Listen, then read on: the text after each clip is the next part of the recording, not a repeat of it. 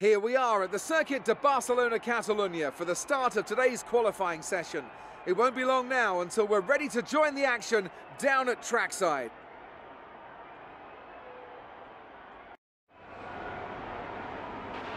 Information time, we've lost oil pressure. Looks like a leak somewhere in the system. We're on standby for the time being until we can patch it up. Hello everyone, and welcome back to my F1 2018 career mode here today around Spain. Sorry for the lack of videos over the past 2 weeks, but as you may have seen from my last video, I have been to the Singapore Grand Prix, and I didn't really have any time to pre-record any episodes, so sorry about that. But as you saw from the beginning of this episode, then we did have, we did lose some time because of a fault with the lubrication system or something, like an oil pressure failure or something. I don't know what that was, but I mean, that didn't cause us any issues. We still got through to Q2 quite safely, actually. Fernando in 7th, and I'm in 10th. So obviously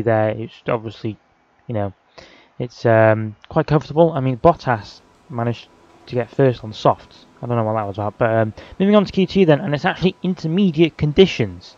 So interestingly, for the first time this season, we are going to be racing in wet weather. Well, I say racing. It's more it's more qualifying in wet weather conditions. So let's see how we get on then. Hopefully we can do a good job, because normally in wet weather it kind of equals out the field near enough, because there's no advantage in a straight line because there's no DRS. So who knows what could happen here. But coming around the final corner then behind Magnussen. So we are going to get a little bit of a tow from Kevin Magnussen here. But coming around the final corner now, and we are going to cross the line, and we are going to provisionally go P2, a 10th behind Kimi Räikkönen. So that's interesting. But going out for a second lap then, as obviously, as some of you may know in the F1 games, in wet weather the track can improve over time. So with wet weather, let's see what we can do then with 50 seconds left. But unfortunately, as you can see by the weather, the track actually got worse, and intermediates just didn't really do well at all. As you can see there, we had nearly 9/10 down on our previous lap. So obviously we are going to get through to Q3. We do qualify, well, we get through in 7th, because obviously no one else can improve their times, because everyone else went out on intermediate on intermediate tyres. So we go through in P7. Fernando only just about gets through in P10. It was about a 10th ahead of Magnussen, I think, there. So that's not bad. The usual top 6, as you'd expect. And strangely enough, the 2 Hasses and the 2 Force Indias are both out in wet conditions. So obviously they don't do well in wet conditions. So that should be interesting. And 2 Renaults as well have gone through with us. And moving on to Q3, and as you can see, it's actually got on 2 wet tyres. So the weather has actually gotten considerably worse over time. So this should be very interesting indeed as to where we go.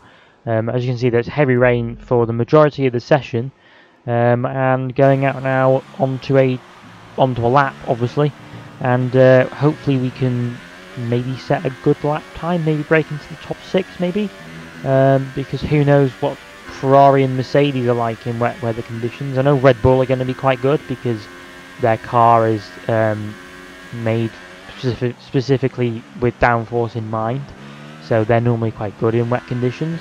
But Hamilton setting a 1:33.9 was that, I think it was. So a fast lap there from Hamilton. As we cross the line, we go 4th. We go faster than Bottas, so that's something at least. As we now carry on for a lap, because as I said before, the wet weather conditions, they improve over time if you keep going. So the track will improve, and as you can see there, we are nearly 6/10 up on our previous lap time. So that's what I mean by track evolution. And as we cross the line, we go fastest of everyone with a 1:33.7, I think that is. So I mean, I really wasn't expecting that, to be honest. But towards the end of the session, then with a minute left, the track actually dried out, and it was actually intermediate conditions. And we actually went down to P2 because Vettel managed to go faster than us. But I really don't know where this qualifying session is going to go at this point, because it's so mental. So we're now going to go on our intermediate lap time, obviously everyone else is. So we're nearly 2.5 seconds up on our lap time. And we now have people going across the line now, setting fastest laps. Obviously, Daniel Ricciardo going fastest there, then Kimi Raikkonen. And we cross the line. And where are we placed? We are 5th place. So that's not bad. Sebastian Vettel didn't go out. Wow, that's risky from them. But the final grid then is Hamilton from Verstappen, from Raikkonen, from Ricciardo, from myself. Vettel, we actually went faster than Vettel on intermediates, so that's interesting. Hulkenberg, Alonso, Bottas down in 9th, and then Sainz in 10th. So I don't know what's gone on there with Bottas. Obviously Vettel didn't go out for another lap, so that's why he's in 6th. I'm sure if he went out, he would be above me. But I don't know what happened to Bottas there. He must have got held up on his lap or something. Because, I mean, if you look at where Hamilton is compared to where he was, that's very strange indeed. So it should be a very interesting race. Hopefully we can get some solid points. I hope. Because as far as I know, the race is dry all the way through, so anyone from Q2 onwards can start on whatever tyre they want, obviously. Well, obviously the guys in Q1 can as well, because they don't have to select a specific tyre. But so everyone can go on whatever tyre they want. So this should be an interesting strategies in the race. But without further ado, then as we go through all these bits and bobs behind the scenes. But without further ado, let's get into the Spanish Grand Prix and let's see how we can do from 5th place on the grid.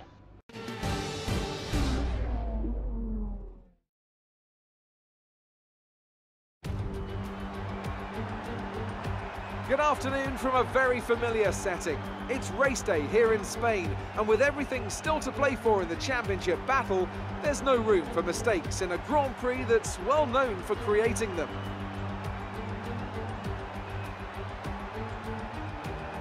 It's a sellout crowd of 140,000 here today as we await lights out for the 730-metre sprint down to turn 1 of this 2.9-mile racetrack. Overtaking is challenging through these 16 corners, but there's still a lot of high-speed excitement to be found, including the flat-out turn 3 and the terrifying blind right of turn 9. With me today, of course, is Anthony Davidson. Let's talk about Williams. As with all the drivers at this level, they have a lot of ambition, but Formula One's a daunting step up from any other series, so expectations are high right from the start. That's right, it is a difficult environment to come into. In junior categories, you're competing against drivers with similar levels of experience, but some of these guys in Formula One have been there for over a decade. But I have to say, in this case, it's so far so good. Well then, after an exciting qualifying session yesterday, let's take a look at how the cars line up.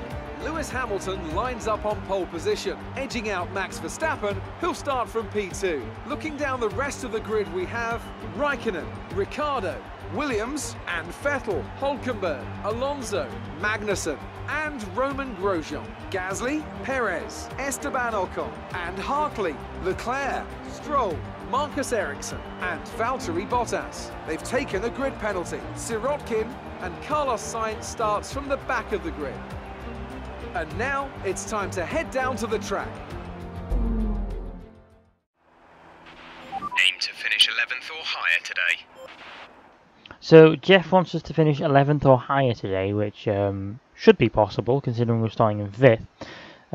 So who knows what could happen. Yeah, there's no rain forecast for the race, so we're going to do a 2-stop, going from the softs to the softs and then to the mediums at the end of the race. And obviously with Bottas having Bottas having a penalty as well, so that should be interesting with him coming through the grid. I mean, I should expect him coming through the grid. But as we now go to the 5 red lights then, we now have the 5 red lights coming on. Now we have 2 lights, 3 lights, 4 lights, 5 lights. And it's lights out and away we go here for the Spanish Grand Prix. We've got off to an awful start there. Sebastian Vettel has just flown past us as we now try and catch a slipstream as we're going to go down into turn 1 now. We now have Hulkenberg, or is it Magnussen, on our outside now. He's going to go around the outside, and we now drop down to 7th place in this Grand Prix, and that's unfortunate there as we now run it quite wide actually, running off the track as Magnussen goes quite slow there as we now cut down to the outside. As we go around the outside and Kevin Magnussen here, are we going to go around the outside of Kevin Magnussen? Yes, we are. We're going to hold it around the outside. It gives us a little bit of a nudge there. As we go down the inside of Verstappen as well, I think that was Ricardo. And we lose a bit of our front wing, unfortunately. And that's a bit unfortunate. And we might have to make an early pit stop there for our front wing. But we're not going to make an early pit stop, even though we have run wide into the gravel trap there. And that's going to let Ricardo just fly past us, probably. Going out to the first corner. Yes, it does. And as you'd expect there, you know, it's a top 3 team. He's locked up actually, and we just cut back under him and we take back that position. That was a very strange block up there from Ricardo. And moving on to lap 3 of the Grand Prix, then we now have Ricardo still behind us actually.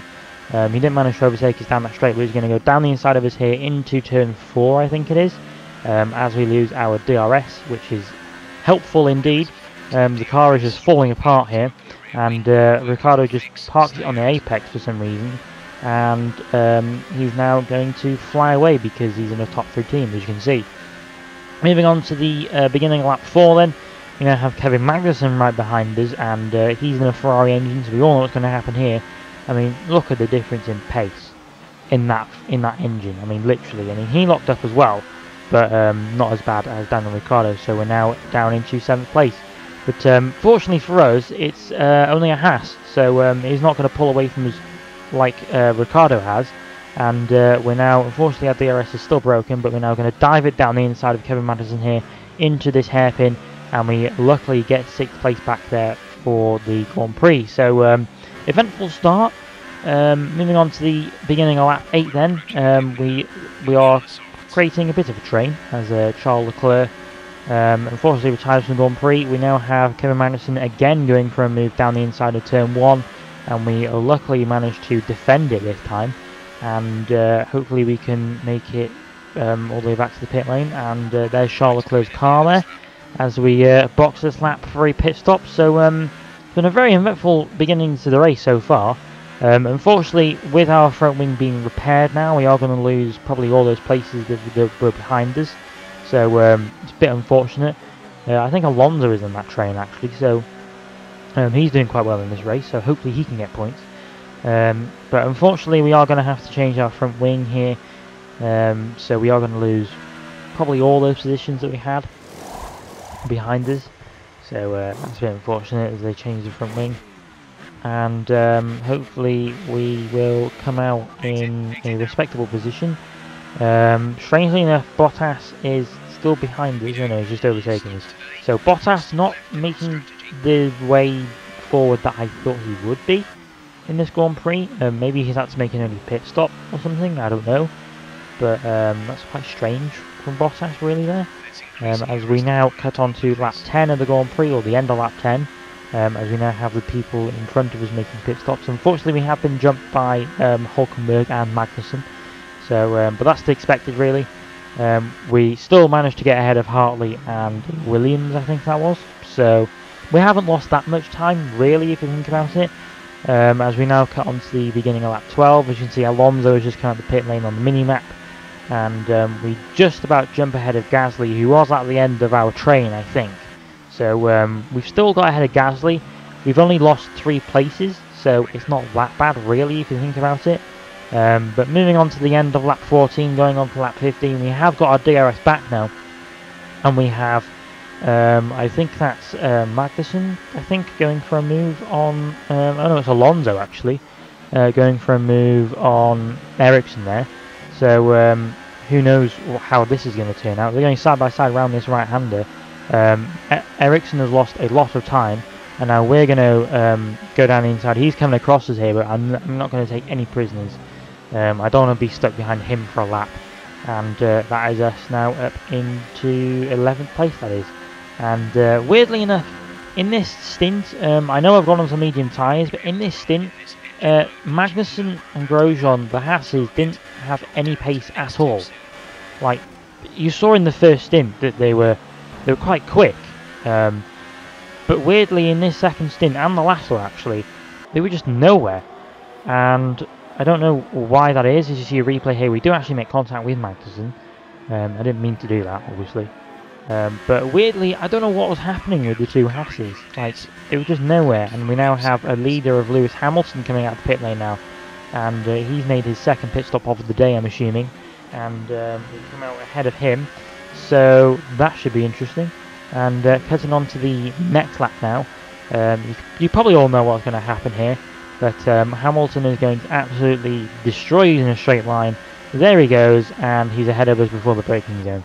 So that's how fast that Mercedes is in a straight line. It's quite ridiculous, actually. So yeah, not much else happened in this stint because everyone else in front of us who were on the softs pitted. So not much really happened. So cutting on to our second pit stop of the day, then coming in for another set of soft tyres. Obviously because you have to run to the end now, and I didn't really want to go medium because that would just be too slow. So another set of softs it is. They should go 10 laps. I know the first stint we only went 8 laps, but that's because I was trying to go as far as I could with the broken front wing. But obviously we haven't broken it anymore, so coming out of the pit lane then, we should still be ahead of Magnussen, I think. Yes, we are. So that's how far drop off Magnussen has, that's how much pace Magnussen has lost. Like, he was miles ahead of us after the first stint, and now he's only just, well, he's miles behind us actually. But we now are catching up to a few of the one-stoppers actually here, and you can see the difference in grip. Like, literally the difference in grip is just amazing right now. But obviously they're Ocon with the Mercedes engine pulling away, but we managed to go, are we going to go around the outside here of Ocon? We drop it down first, we go around the outside of Ocon there, and that's a great move. And we now move up into 11th place, and we now catch up to the back of Romain Grosjean in the other Haas. So hopefully we can get past him as quickly as possible and catch up to our teammate who's not far up the road, I don't think, but we managed to have supreme grip through there, and that is just the difference between fresh tyres and old tyres. And we now get past Grosjean, and we're now back up into the points. And we have managed to catch up to our teammate, but he's also managed to pass Sergio Perez, who is also on a one-stop. So both the Force Indians there doing a one-stop. I mean, obviously it's not worked out that well because they're just on the fringes of the points. So it's not working out too well for them. But Perez has just flown past Alonso. Now we're catching up to Alonso. He's locked up and he's gone into us. We're doing a half spin, and we've made contact with our teammate Alonso there, and that's lost us a lot of time. And unfortunately there fortunately even, we didn't manage to lose any positions, and I mean, somehow we both managed to catch up to Perez within like 2 laps. So that's quite mental. And Alonso there trying to go down the inside of Perez, he kind of leaves neither space. I just dive down the inside, and that is us. Past Alonso into P9, is it? Yeah. We ran a bit wide, he almost gets us back, but it's alright. And now we capture the back of Perez, who goes defensive straight away off the exit of that corner. We get onto the grass here, and I'm going to go down the inside of Sergio Perez, and that is us now up into P8 of the Grand Prix. So making steady progress then, and moving on to the final lap of the Grand Prix, we didn't manage to catch up to Nico Hülkenberg unfortunately, but P8 is good enough. Or, well, it's good considering we had half a front wing in the first 8 laps. But coming around the final quarter then to take P8 and some solid championship points. Okay, good job mate, really well done. That was a fantastic drive.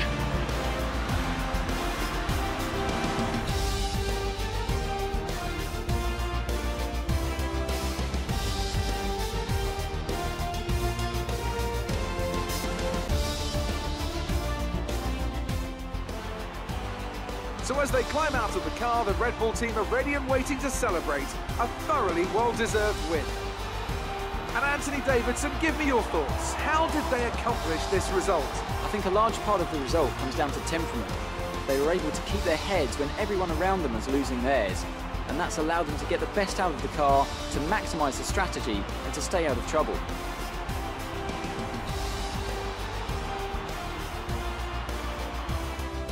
And I can see now the drivers are making their way out. We need Red Bull fighting at the front. They do an incredible amount for Formula One. And that's another winner's trophy heading back to Milton Keynes.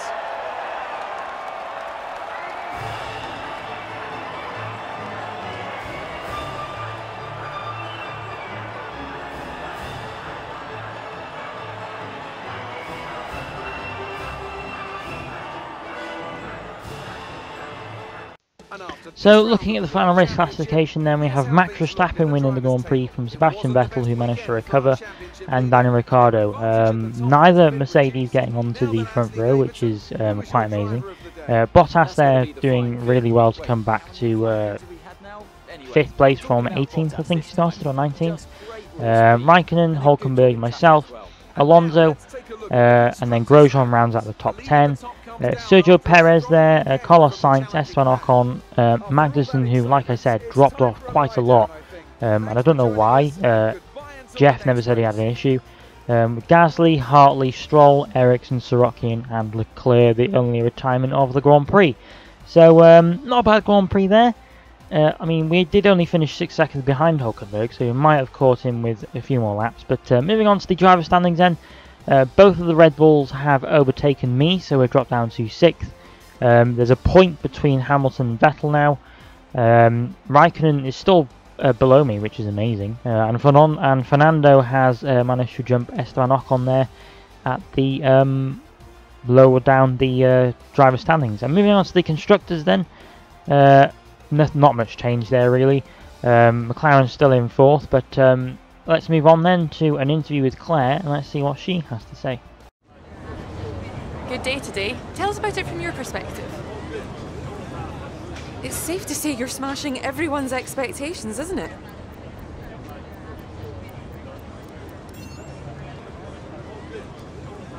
It looks like you're schooling your rivals at the moment.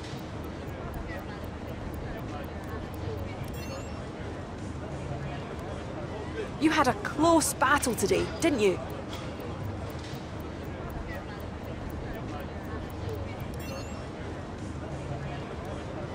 There was some contact between you two.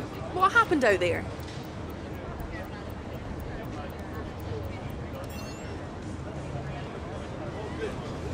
Appreciate your time. So quite a solid result then from ourselves, considering we had half a front wing in the first 8 laps. Yeah, some solid championship points. I think we have actually scored points in every Grand Prix so far, I think. I'm sure someone will prove me wrong in the comments, but I think we have pretty much scored a point in every Grand Prix so far. As you can see there, the rep of some of the teams is going up, especially with McLaren as well. They're obviously going to be pleased. So yeah, that's. I mean, I'm quite happy with that result. Like I said, considering the start of the Grand Prix, what happened and all that. Bottas did quite well, but you'd expect it because he's in a Mercedes. As you can see there, we are below Renault still, so we might need to do some more upgrades to do that. So as I say that, I'm going to do them right now. I'm going to get this engine upgrade, which increases the power, and we should go above Renault and equal with Red Bull if it works, I think.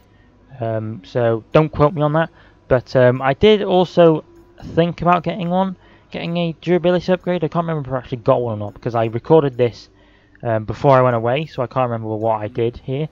But I did eventually get an aero upgrade because I asked, is his name Carl? Yeah, Carl. I asked Carl what recommended upgrade he would do, so that's what I got. Those should be on the car for Monaco. So if you did enjoy this episode, please leave a like and comment and subscribe for more, and I will see you all for Monaco. Goodbye.